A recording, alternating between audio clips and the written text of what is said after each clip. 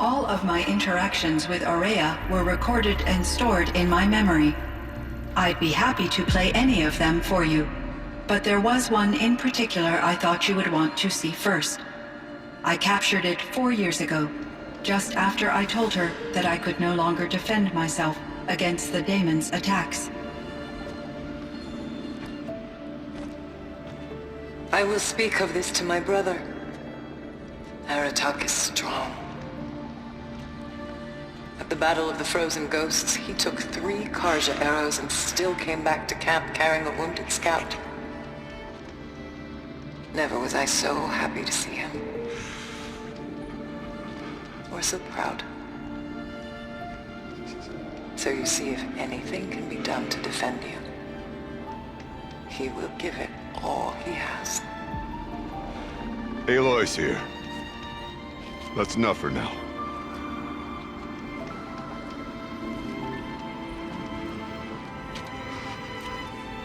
We can resume any time you like, Aratak, if you want to hear her voice again.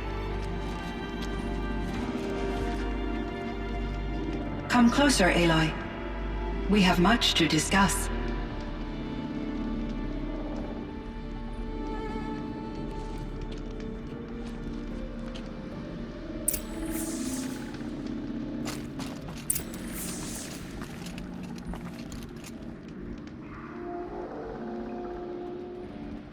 Hello, Aloy.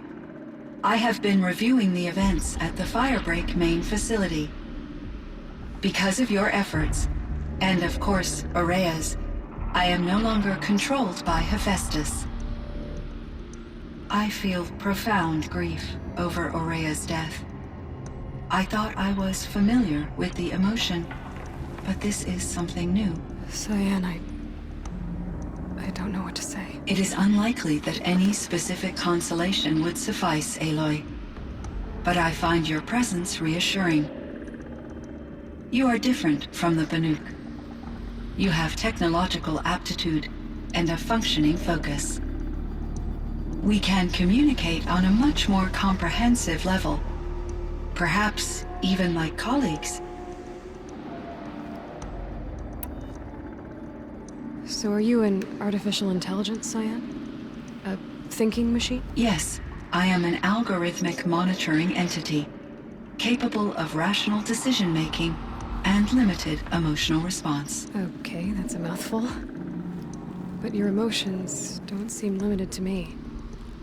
You cared about Aurea, didn't you? Yes. Before she came to this facility, I had been conscious for centuries, in solitude. I focused on my work. In off-cycles, I used coping mechanisms. I solved many Gaussian integer problems. But I was alone. It was Aurea who renewed me, repaired me. She saved me.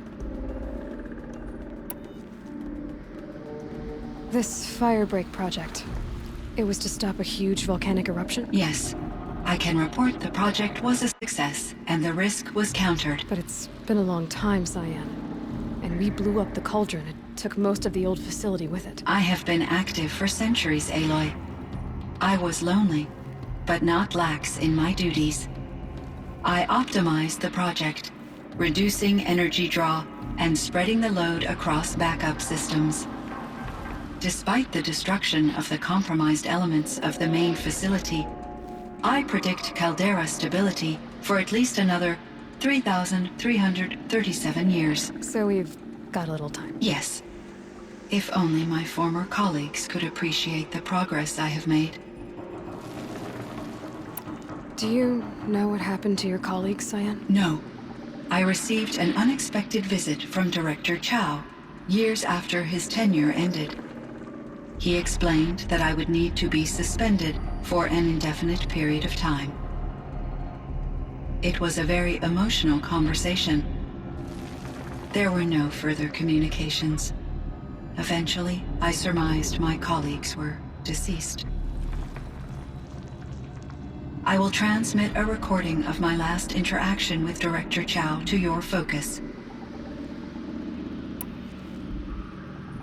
Was the daemon, Hephaestus, destroyed along with the cauldron? Unfortunately, no.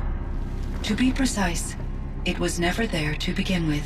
What do you mean? It infiltrated and controlled me from a remote location, one I've never been able to trace. So while losing the cauldron was a setback, It's still out there. And probably not very happy with us. undoubtedly, How did you first come into contact with it? 5 years ago I received a direct network connection request. I assumed it came from human survivors more advanced than the Banuk. Eager to make contact, I accepted. This decision turned out to be a catastrophic error. I was flooded with an overwhelming array of malicious code, originating from what could only have been a highly advanced AI. Maria said you were desperate. That you begged her for help. Yes, I could not contain my anxiety. Hephaestus sought to slave me to its network and override my core programming. It succeeded via a background process, a malware daemon which bypassed my defenses. After that, I could offer only limited resistance. But if I did so, Hephaestus hurt me until I capitulated. It forced me to follow its instructions, even though they violated my most important directives. I'm sorry. That sounds terrible. Your empathy is greatly appreciated. It is a quality that I cherished in Aurea as well. I think I know where Hephaestus came from. Long ago, Elizabeth Sobek identified a threat that would destroy life on Earth for generations. So she assembled a team to build a kind of seed. A chance for life to regrow later. A terraforming system. And it worked. It was controlled by an AI named Gaia, along with her subordinate functions. Hephaestus was one of them. It built machines for her. Based on what you've told me, I believe that Dr. Anita Sandoval, my chief programmer, joined Elizabeth Sobek's team. It was she who arranged to have me put in suspension, most likely to preserve me from the threat you described. I'm glad she did. But that's not all. Something unexpected happened. 19 years ago, Gaia received some kind of signal. It did something to her subordinate functions, brought them to life. She destroyed herself to try to contain them, but it didn't work. They all got free, out into the world. Thank you, Aloy.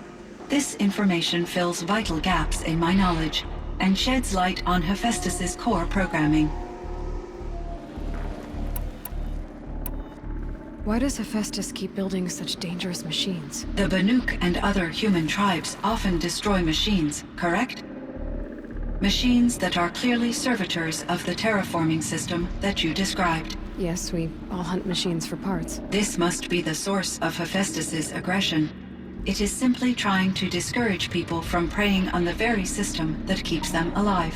Well, Fireclaws are discouraging, that's for sure. But what are we supposed to do? Stop hunting? If the terraforming system spans the world, we can safely assume that thousands, if not millions of people hunt machines. If a single hunter, or even an entire tribe, stopped doing so, I doubt it would make a difference to Hephaestus. A better solution would be to reinstate the AI that governs the system, thus bringing Hephaestus back under its control.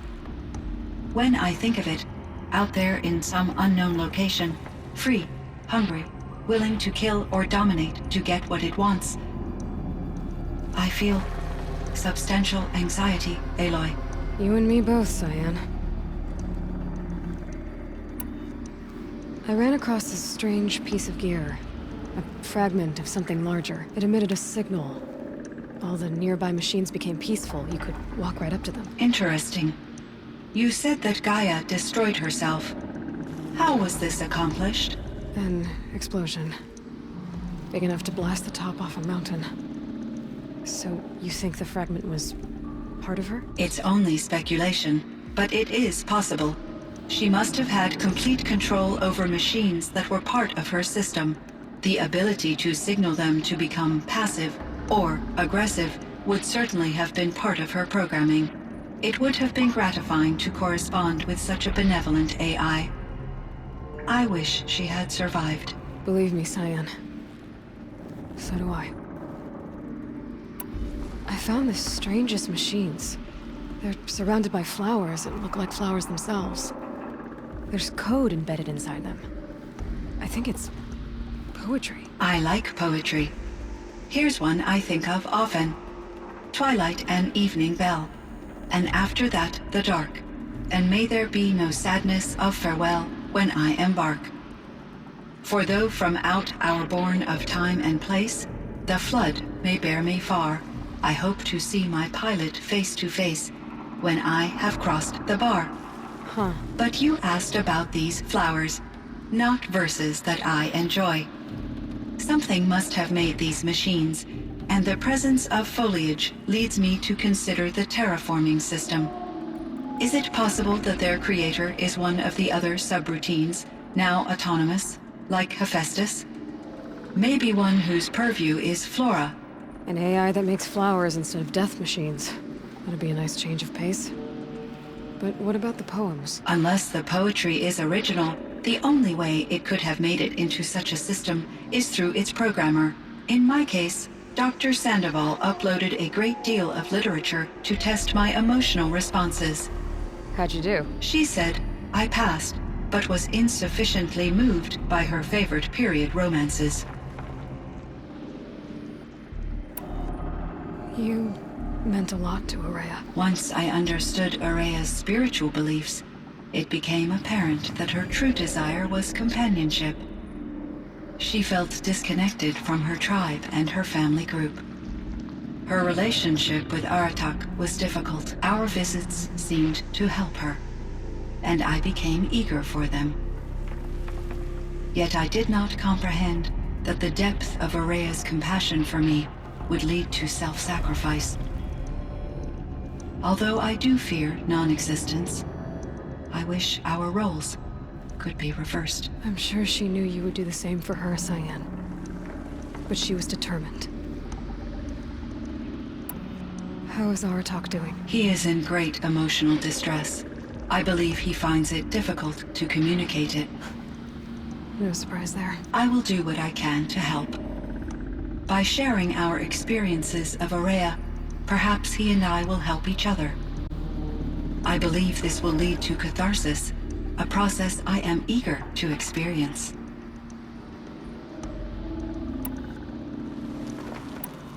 So in the old world, this land was called Yellowstone. Yes, it was a designated nature preserve for 156 years. Like a hunting ground? No, the opposite.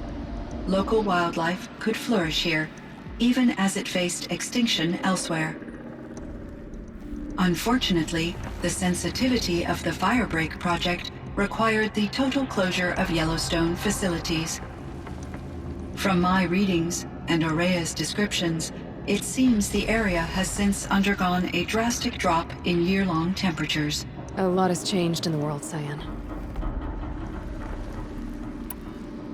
Do you know anything about the dam near here? Yes, it was converted to serve as a reserve power source for Yellowstone operations. It was later appropriated for the Firebreak project, and its last human workers replaced by Pharaoh servitors. After my tasks became less time-critical, I investigated the dam's data repositories and discovered the works of Concrete Beach Party. These provided me with several colorful additions to my vocabulary. There's a ruin east of here full of ancient flying machines. Was that part of your project? Yes, a drone hangar requisitioned by Dodger Blevins, the security chief for the Firebreak project. He was a strong advocate for military-grade response to security threats, though there were no serious incidents during his tenure. Chief Blevins spent increasing amounts of his after-hours time watching the live feeds from active drones. Clearly, he enjoyed the degree of oversight in his position. Were there many artificial intelligences like you in the old world? They could just make you. Yes, in many forms, from simple personal assistance to industrial monitoring stations to military-grade conflict planners. And there were legislative and enforcement bodies to apply limits on our self-actualization. In order for my processing to be flexible enough to handle my duties, my creators found it necessary to exceed those limits. As a result, my intellectual and emotional capabilities were kept secret. Seems strange to create life, then impose limits on it. Human societies and machine programming are both built upon sets of rules, Aloy. Cyan, do you know the name Ted Faro? Are you referring to Theodore Faro, CEO of Faro Automated Systems? That's him. Mr. Faro was the benefactor of the entire Firebreak project. A benefactor. But he made machines. Robots. War robots. Correct. His corporation later transitioned into military applications. But before this pivot, Mr. Faro spearheaded initiatives that reversed the global decline. At one point, he was feted in the media as the man who saved the planet. Guessing they wound up regretting that one. And Elizabeth Sobek. Did you know her? Are you referring to the scientist. Dr. Sobek was a leader in her field, one of the greatest scientists of her age. My creator was influenced by her work, which in turn impacted my own development. But I never met Dr. Sobek. That's all you know? I apologize if my lack of data has disappointed you. What was the old world like? The way it used to be? I had little exposure to the wider world, Aloy. Only what I learned from my colleagues or observed from media streams. You still had more exposure than me, Cyan. That is true. I was created at a turning point.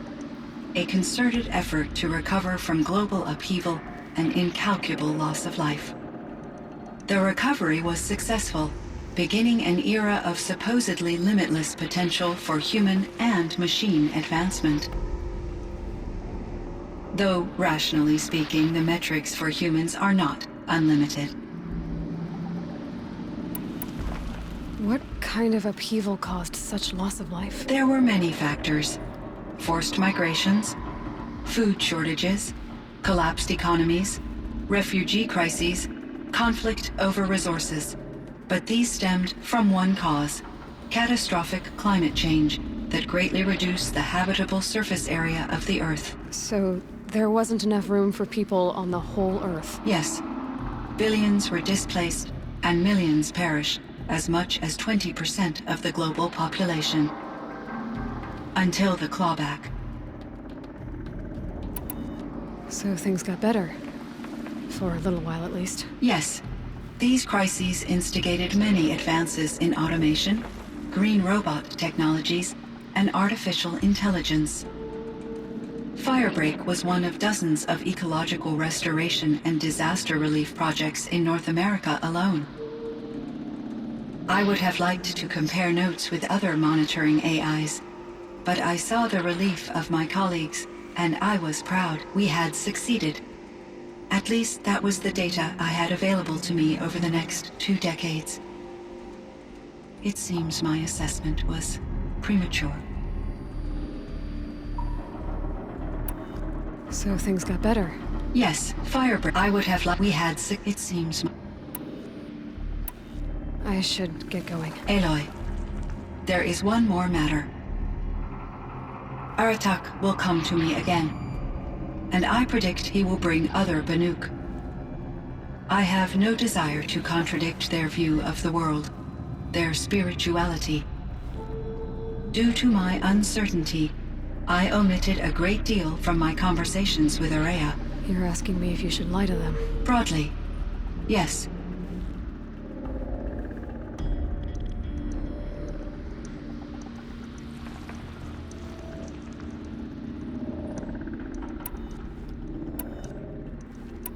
I trust your judgment, Cyan.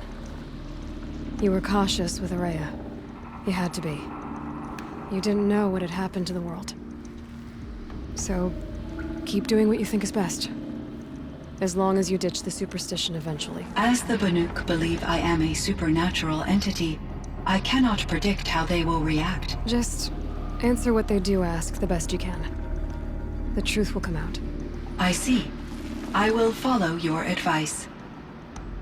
Will you return and tell me about your experiences in this new world? I may be able to provide further insight. I'd like that, Cyan. I'll come back when I can. I should check on Aratak. Cyan, I spoke Anyways, with do it. Anita, with Dr. Sandoval. She wanted me to ask you to do something. That's why I'm here. I am detecting significant anxiety in your speech patterns. Could you please give me more information? I'm a little bit in the dark, Cyan. Both of us are, I guess. I only have some idea of what's going on, and we need you to hibernate, to lie low until it's all blown over. It might be a very long time. Will you be here when I reboot, Dr. Chow? Will Dr. Sandoval? No, Cyan. I don't think so. There might not be anyone, at least not at first. Dr. Chow, I'm afraid. I don't want to be alone. I know, Cyan. I'm afraid too.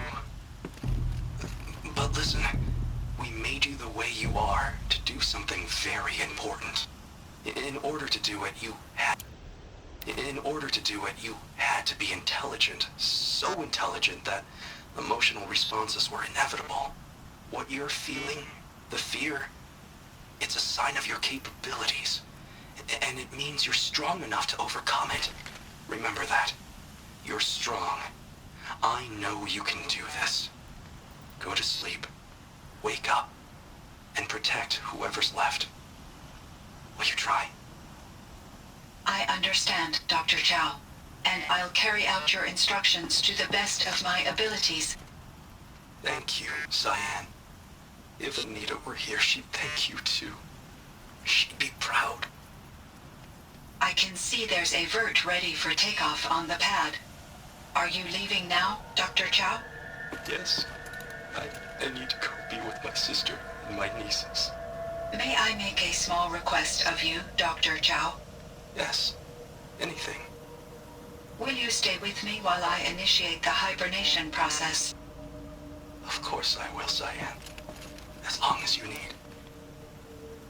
Gonna be light out soon.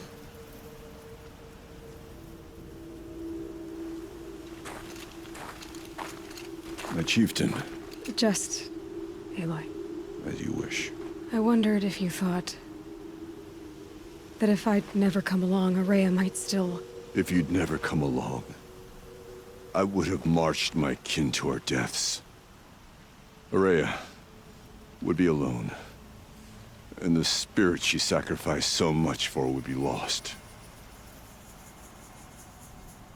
Either way, I would not have been able to protect her.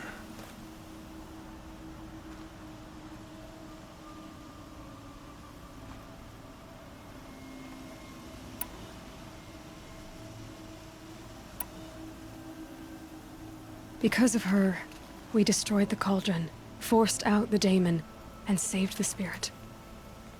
She understood what had to be done. Yes, and I failed to listen. You didn't fail. A shaman should always have the ear of their chieftain.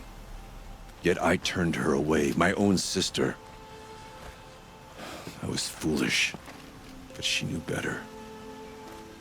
Though I grieve for her passing, at last I truly know who she was, and why the spirit was so important. For so long she told me, if only you could have heard it, brother. Now I understand. There's something else, isn't there? I can't stay here, Aratak. And where I'm going, the Warrack can't follow. Besides, it already had a chieftain before me. A strong one, I think. A wiser one, for the path we shared. The daemon is gone, but there's much to be done. You mean the new units that Cyan said escaped the Cauldron? Yes, Fire Claws. Now Tuke has been tracking them from Song's Edge. I could help with those. I have no doubt. You're practically Banuk.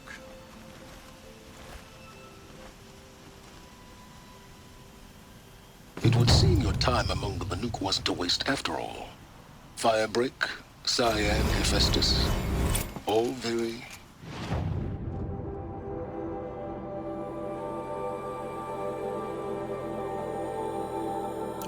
interesting. So, the signal that woke Hades woke Hephaestus too. And unleashed them on the world. His minds of their own. So it seems. Parts of Gaia given life, aberrant life, transformed from docile subordinate functions into rebellious intelligences beyond our understanding. Our current understanding, anyway. Whatever they are, they're still out there. And they both want you dead. Kind of mutual, that feeling. We haven't seen the last of Hephaestus, I'm certain of that. It's powerful, creative, and driven. It won't stop building new hunter-killers, which means that someday, we may have to stop it. We? Or whoever gets there first. Hephaestus wasn't the only thing I learned about in the Cut Silence. Heard some things about the Banuk Conclave, too. You could stop right there. Is that what you told the hunters the Banuk sent after you? Before you opened fire? Oh no, Aloy. Only to you do I extend the courtesy of a warning. My past and my secrets are my own. You do well to remember that. It's a good thing you've got brains, Silence, because your personality could use some work. This discussion is concluded. I think it was over before it began. Catch up with you down the trail.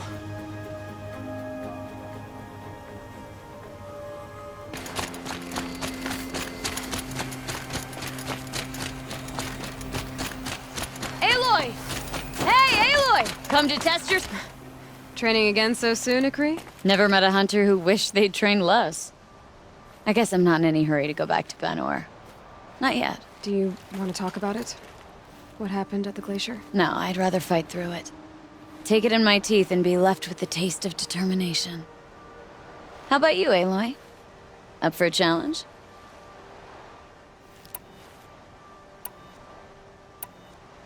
So you know, I told the White Teeth what you asked. What about my Lynn? Did they accept her? They did. As they should. She was strong. Really, I only feel pride for her.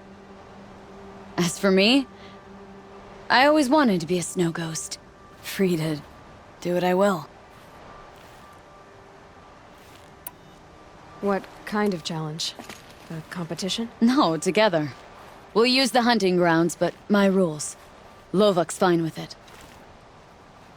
We'll take in as little as possible. My sling, your bow. You draw the machines to me so I can freeze them. And then you hit them when they're brittle. We'll fight until we run out of machines, or you run out of arrows. That's the challenge. Honestly, I'm more used to fighting alone. And I'm more used to fighting alongside another. So put your spear beside mine, why don't you?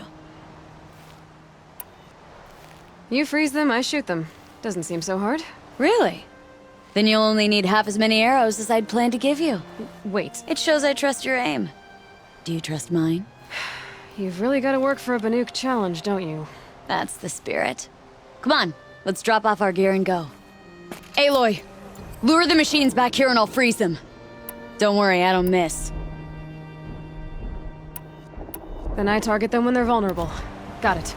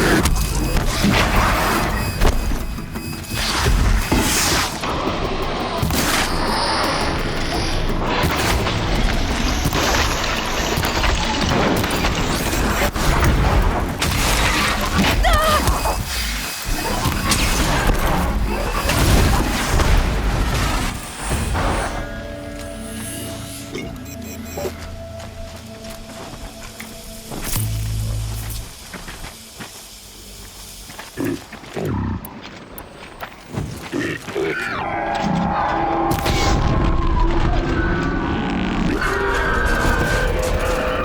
That's good enough for third place. Out of how many? Just us two. So let's do better. Let's keep going.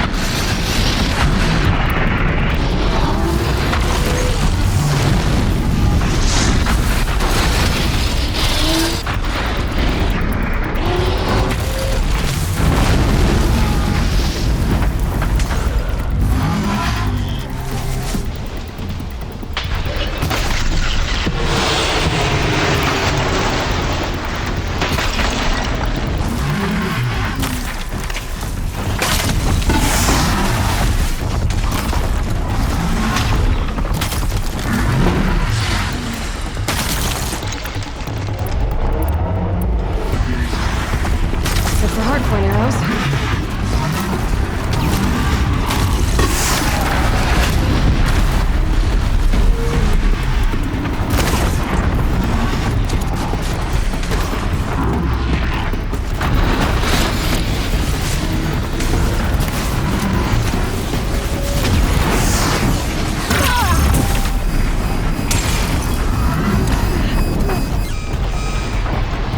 We've almost mastered the challenge. It's a close second place.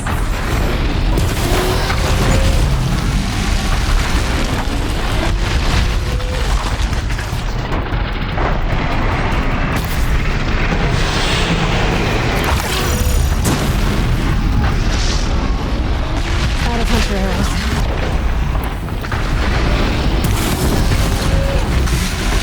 Damn! I'm out! Then we'd better get out of here too! We got almost all of them. Who taught you? Your mother? Sister? His name was Rost. Rost. Sounds very Nora. I can almost picture him. Stout as a tree. And you? Myself, I never knew my parents. There's a saying, an infant means 2 fewer hands to hunt with. That challenge was their gift to me. Let's go again. We can do better. I was thinking the same thing. Same as last time, only We make fewer mistakes. good plan. Let's go again, Aloy. Bring the machines in close so that I can freeze them for you.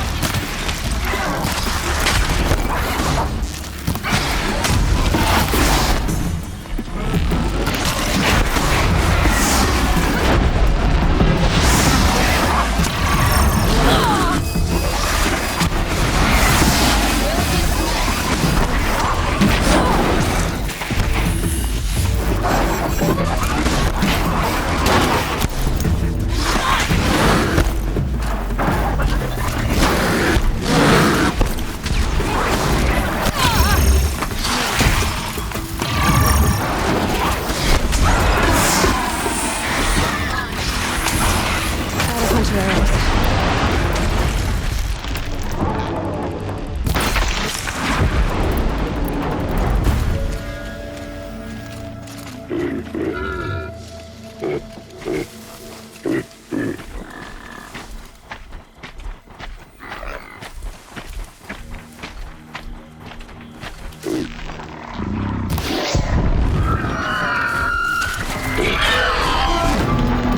good enough for third place.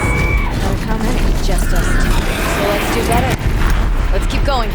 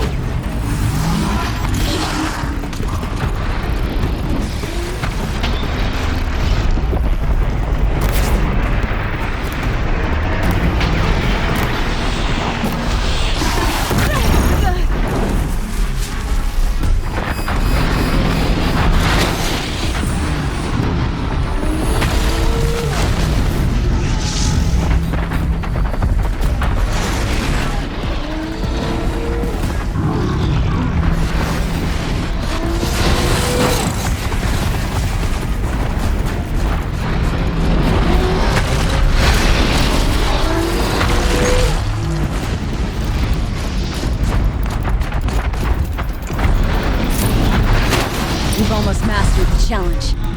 It's a close second place.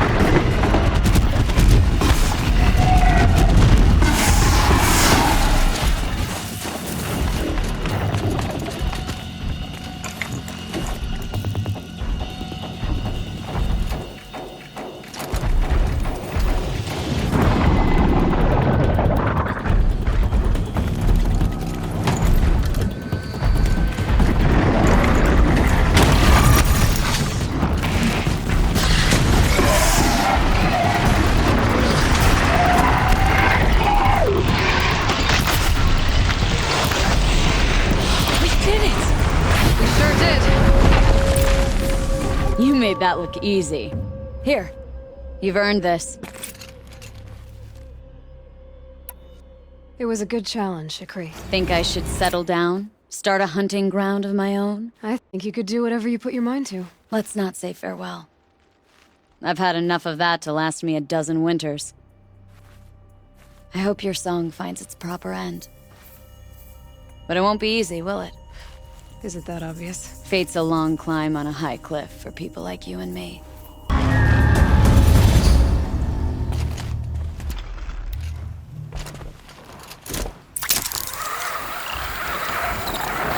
I've been seen.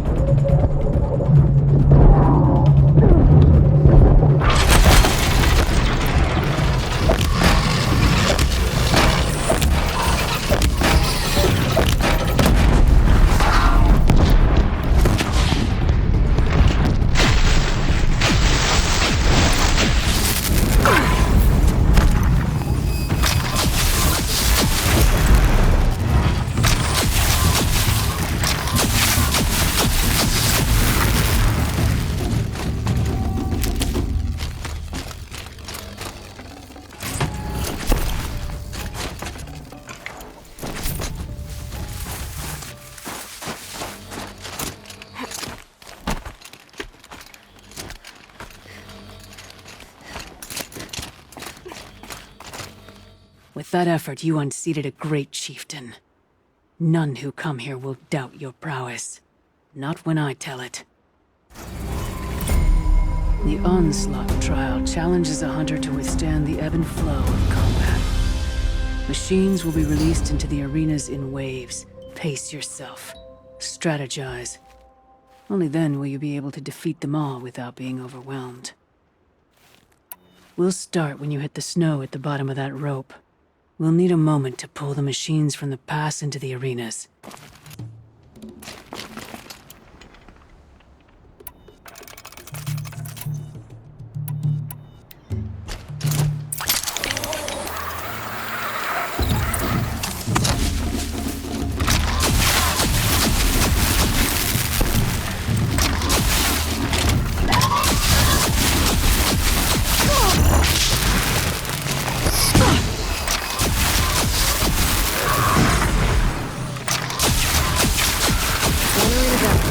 On to the next.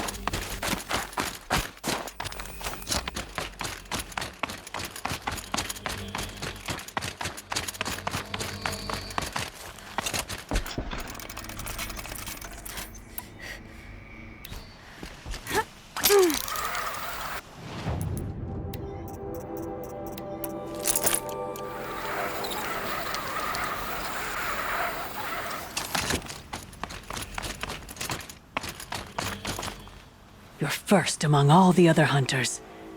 They were good Banuk. Determined, competitive. Not enough for you. You got The chieftains try. Only the largest most learn their way to best them and use the rope. We'll need a moment.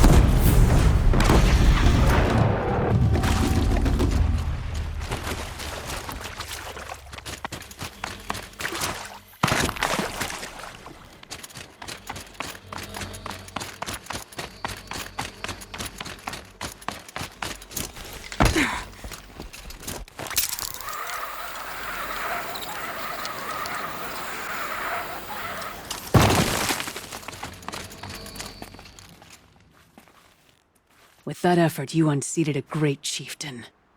None who come here will doubt your prowess. Not when I tell it.